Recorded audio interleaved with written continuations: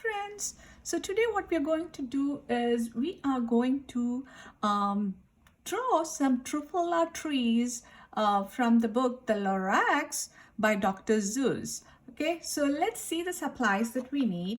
We need watercolors because we are using watercolors. We need water. We need crayons. We need half a paper. I also have my whiteboard to practice draw, and I also have my pencil. Okay, I will be drawing things on the white paper with my Sharpie. In case you have a Sharpie, you can use that, or if you don't have a Sharpie, you will be using the black crayon because we will be using watercolor later.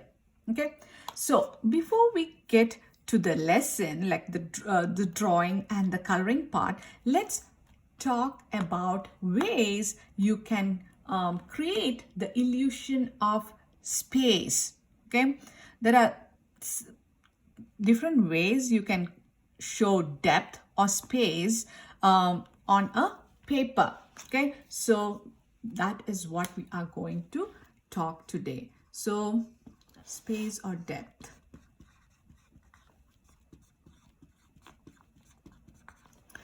So one way is by overlapping. So overlap.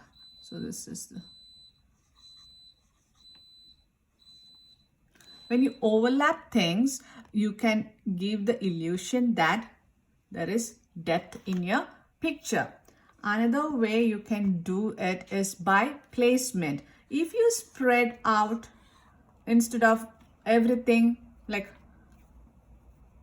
put like next to each other, if you spread out the things,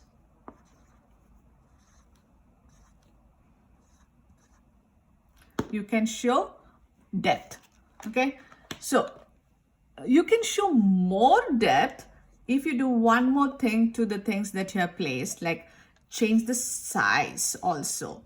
This itself will show depth. So this is overlap. By overlapping the things. Then the next is by placement. Placement is just spreading out the things instead of putting everything like next to each other, spread it out. The next is size.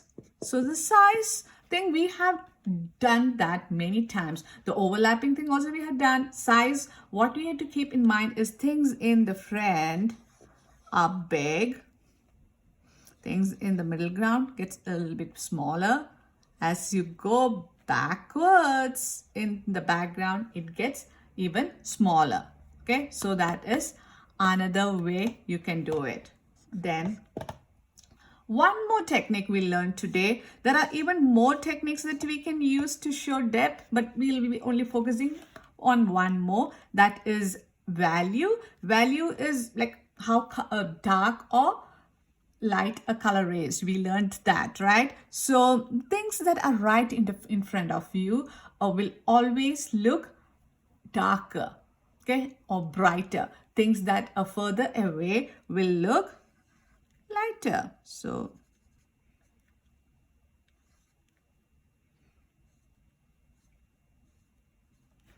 maybe value or focus.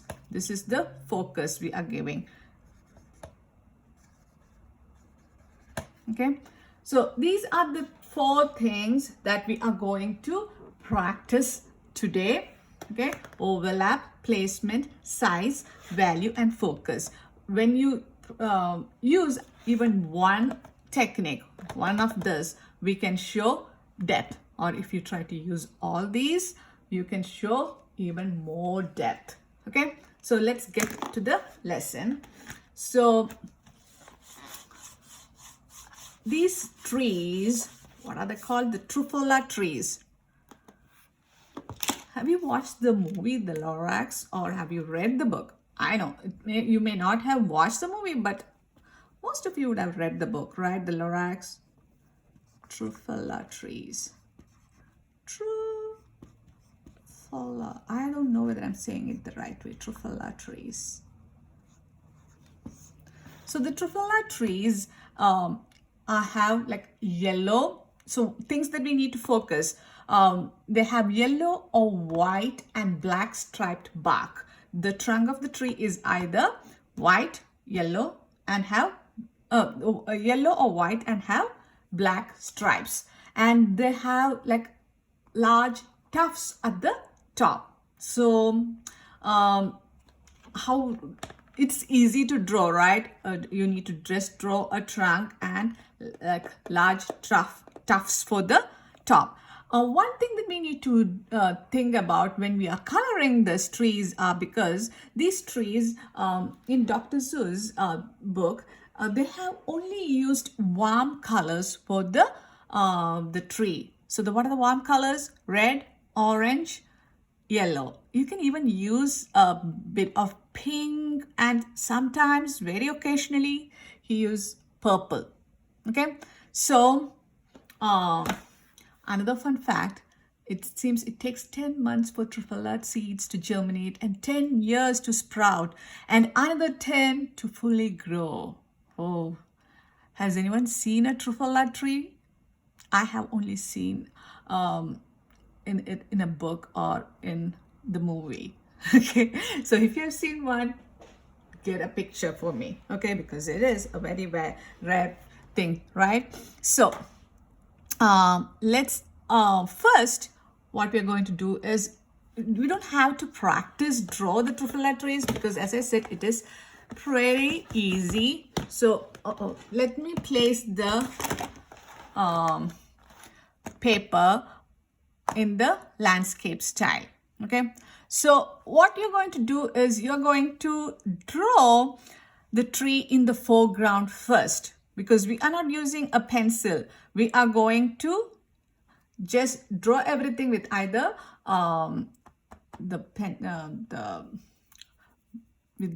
your crayon or with your marker. Okay, so you are going to draw starting in the bottom 3/3 of your paper. So this is like here, I'm going to draw a large truffula tuft. Okay, then we'll draw the skinny trunk.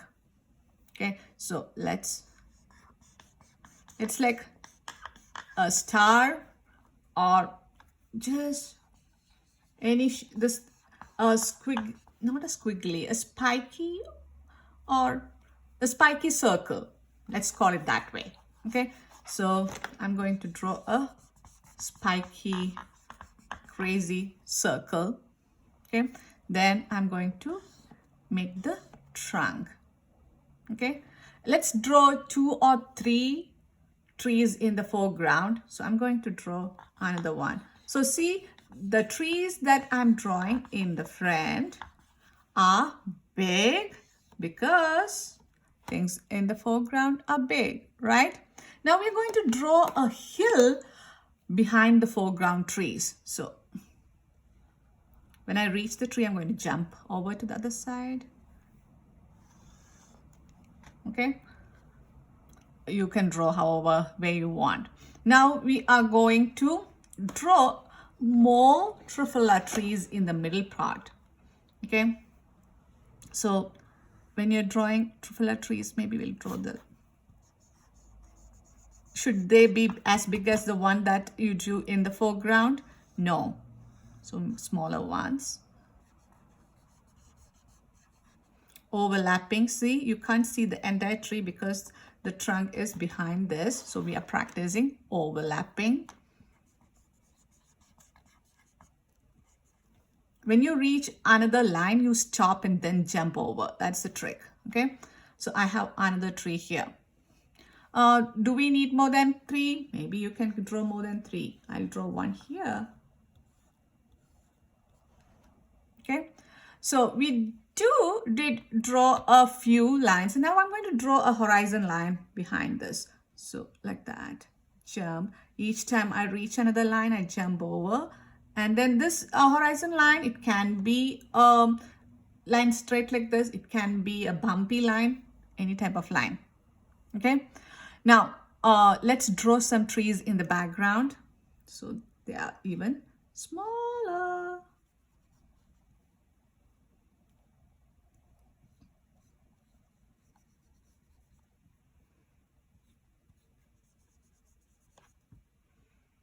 Okay, maybe some bushes. Okay, now this is how we maybe we can draw clouds, or you can draw Sue's like Dr. Seuss like bird. I'm just going to draw clouds. That's all.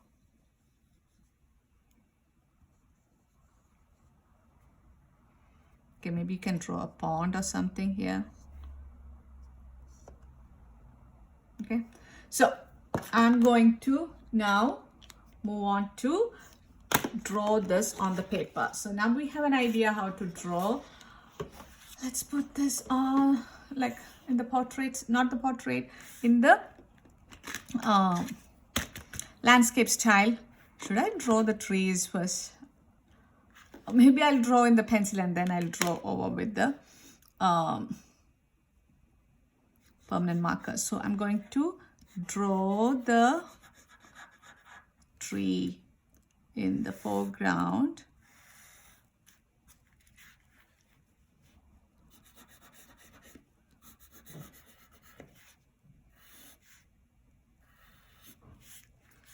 One more tree.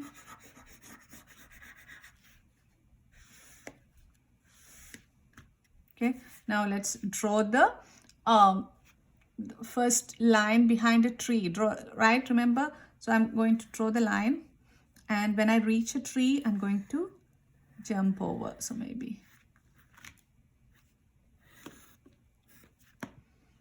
Okay. Now I'm going to draw some trees in the middle ground. These should be smaller in size compared to the trees that you drew in the foreground. It's better to draw the it doesn't have to be perfect, right?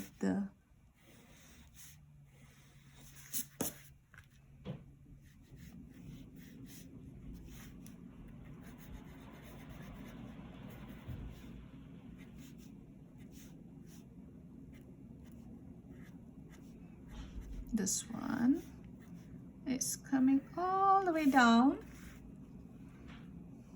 Maybe one more tree. I'm trying to overlap this tree. Now I'm going to draw the horizon line. See that each time you meet a tree or meet a line, jump over. Let's draw some small trees in the background.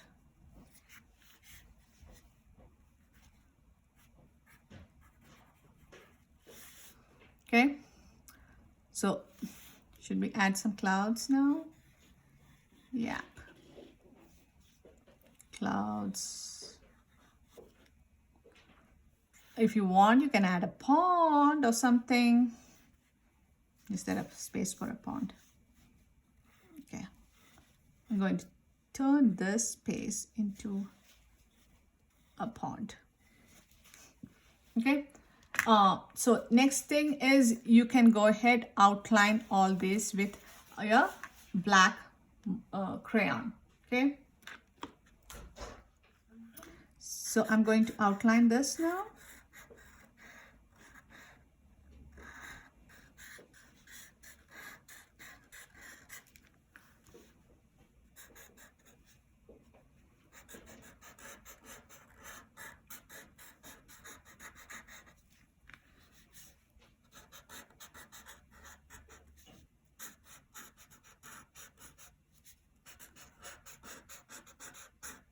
This is pretty easy to draw this tree, right?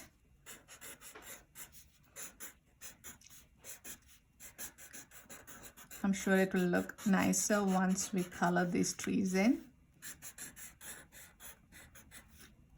So I hope you remember to not use the regular marker, because we are going to use watercolor, friends, and then it's going to bleed.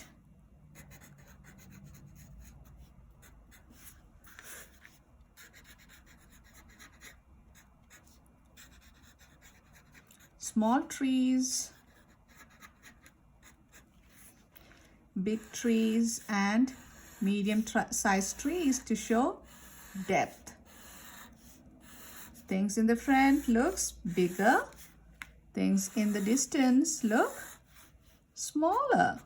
You guys know. And try not to draw over another line. Okay, so when you reach a line, jump over. Right now, this looks super messy because when I was outlining, I was not staying inside or staying on the lines that I made before. So where's the horizon line? It is difficult to see the horizon line. Okay, I'm going to quickly erase this. You guys, if you used you used a permanent marker, you can use an eraser. If you used a crayon, don't do this. Okay, because the crayon is going to smudge. So once we clean this up, I'm sure it's going to look better. So now this is all clean and nice. We are going to take our crayons and then we are going to add the details. Okay, so first we will what we'll do is we are going to add stripes to the trunk of the tree. Okay, you can use any color you want. Okay, what we are doing is we are going to create texture. We are going to add short lines.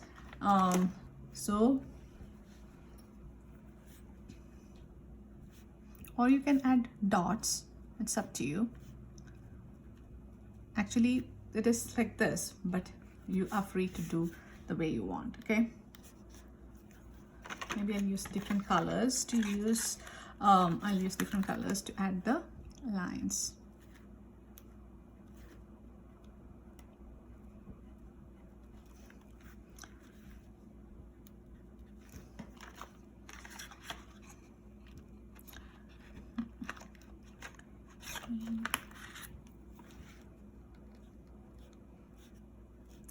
I'm changing the direction of the lines. So I was going upwards like that. Now the curve is going this way. Now the curve is going downwards. It's up to you. You can go ahead, do it the way you want. Okay. So, okay, stop. Okay.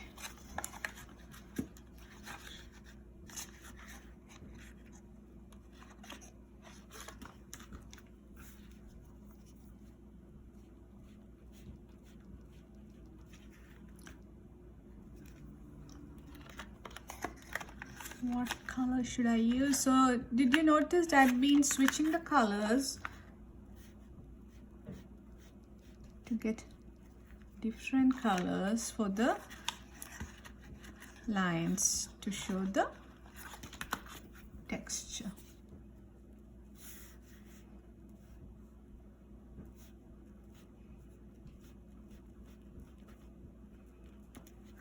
Okay, now what we'll do is you can add some lines onto the here. Okay, so let's add short lines, or so let me use this itself to start with this one. Does it look like fireworks? Making short lines to add texture to the tufts. Okay. Maybe squiggly lines. So press well so that when you paint on top, the colors would look nice. Okay, here maybe I'll use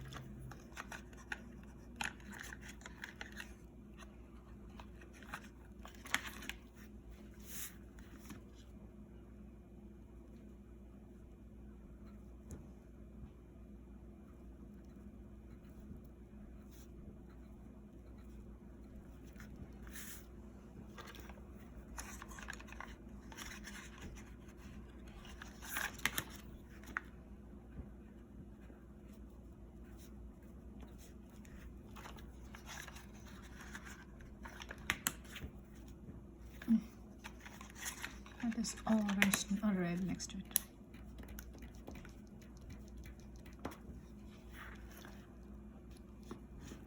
So after that, now let's add some texture to the ground. So for that,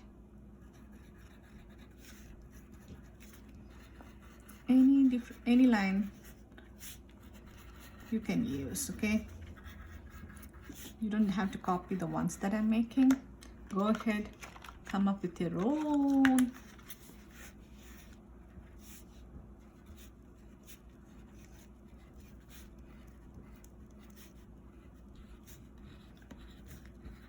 Just adding texture.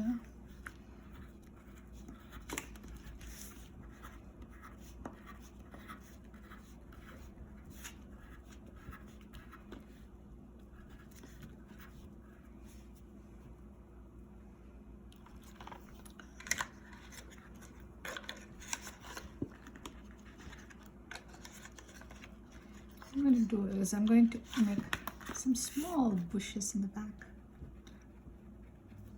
I'm going to color that in.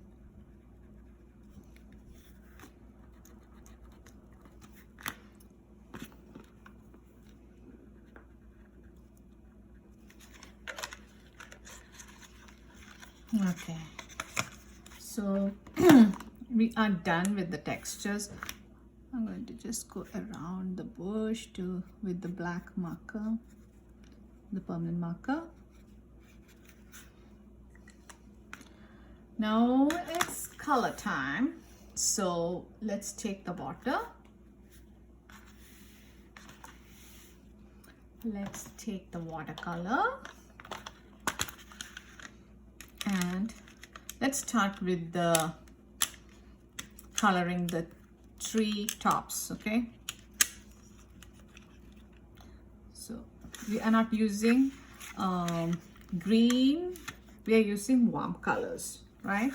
So I'm going to put 1 drop of water in each of my warm colors. You could use purple sparingly. Okay, I'm going to start with yellow.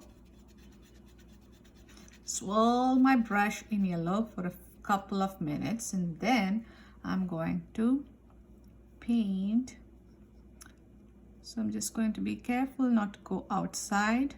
Those of you who do everything with crayon, it will be easier because the crayon, the oil from the crayon or the wax, it will resist the water from going out. But still, it would be a good practice to take your time and color, go along the lines, make the brush stand on the tippy toes, and then color.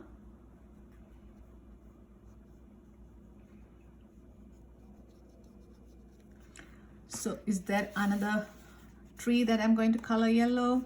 I'm going to color that tree also yellow right now, okay? Maybe I will color the trunk of the tree that I'm planning to color yellow too now. Wherever I'm going to use yellow, I'm going to color it yellow. Maybe this foreground, I'm going to color yellow.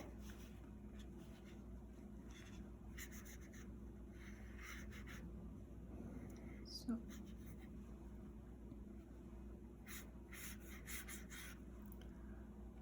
each time your brush is dry, dip in water, then swirl in the paint so that you have enough color on your brush, and then color. Okay, so I'm done using my yellow. I'm going to move on to orange now. I'm going to dip in the water and then I'm going to swirl in orange.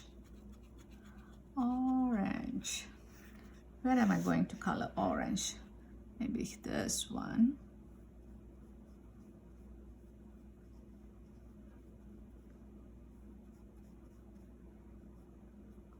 Make your brush stand on the tippy toes. Paint with the tip of your brush.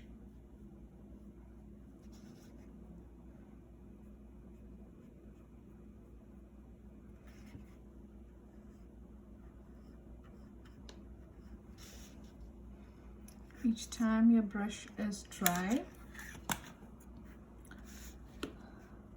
dip it in the water and then dip it in the paint.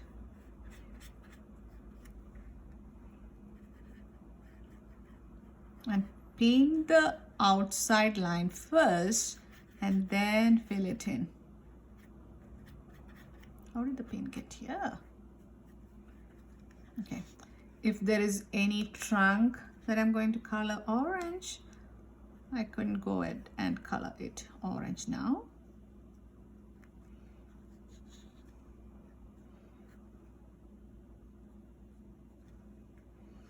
Okay, I'm going to move on to the next tree. That is going to be red. Swirl my brush in red.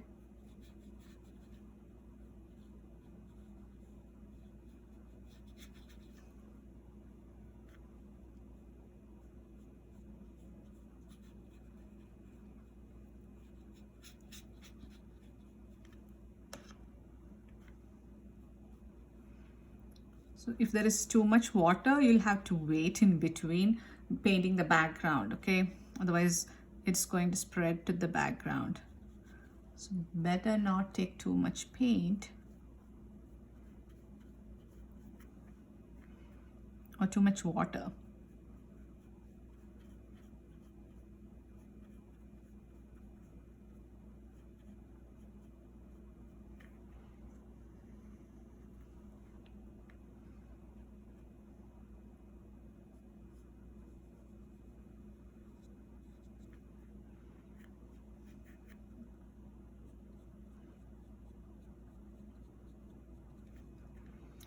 There are two more trees and I have only one more color left. Maybe I'll color one more tree yellow.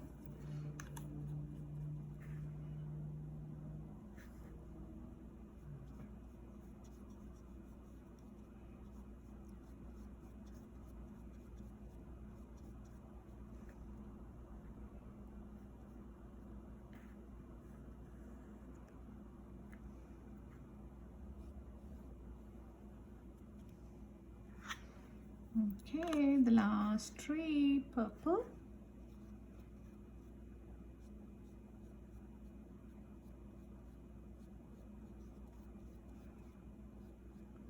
I'm only painting one tree purple because purple was used sparingly.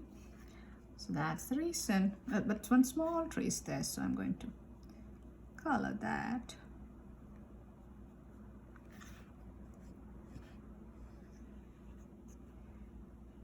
I could have used blue instead, right?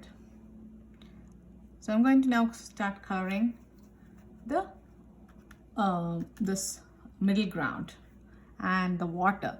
So let me add a drop of water in blue and green.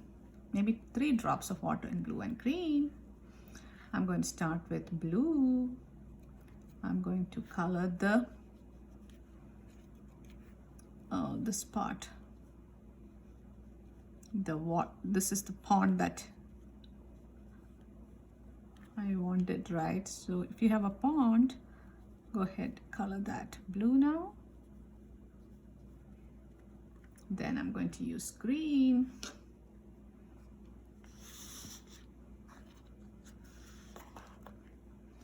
Maybe this green would be, I'm going to use blue green or blue to add some circles because that green is darker. You won't be able to see the texture. So I'm adding a few blue circles.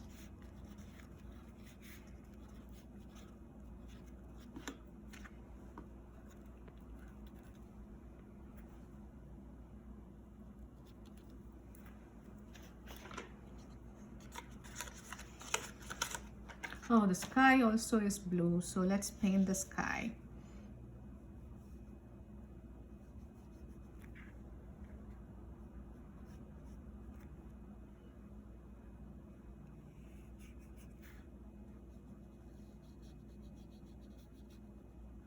I'm starting from the top.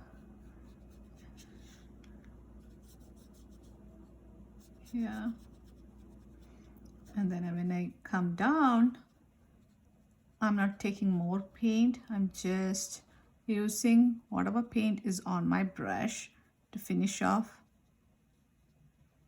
because I don't want the colors to bleed.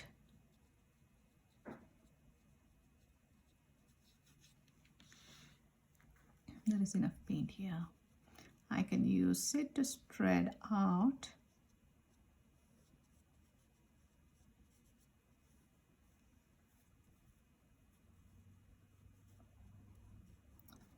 Nice blue skies.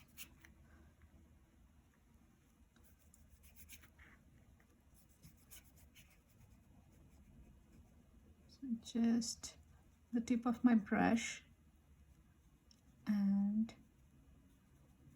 the paint that is already there.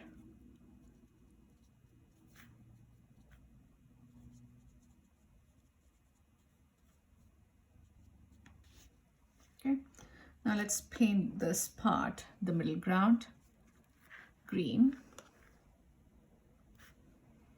So I'm going to start from here.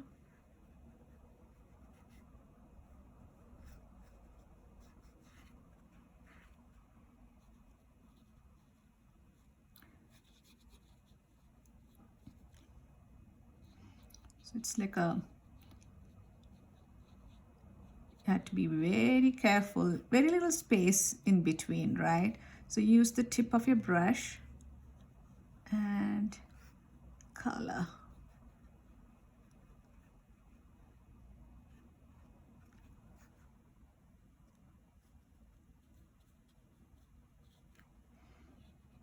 Just the tip. Let your brush stand on the tippy toes.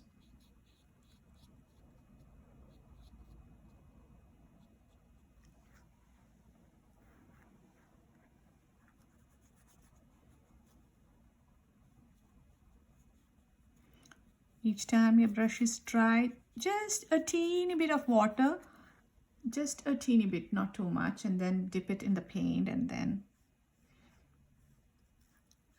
spread the paint. Take your time and spread.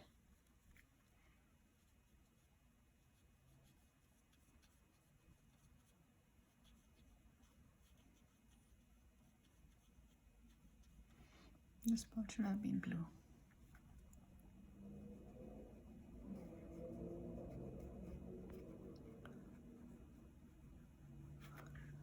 Water, paint.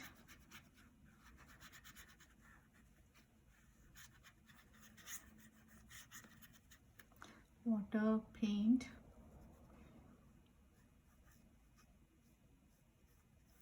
That was a little bit more water than needed.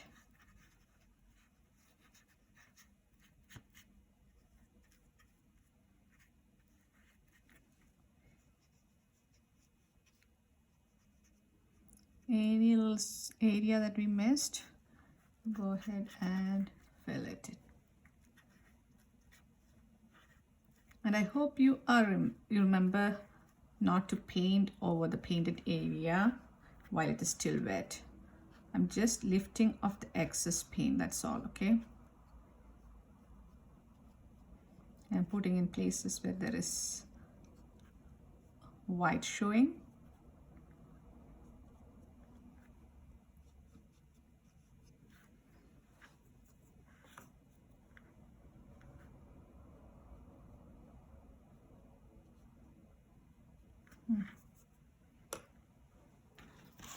That's a little too dark blue.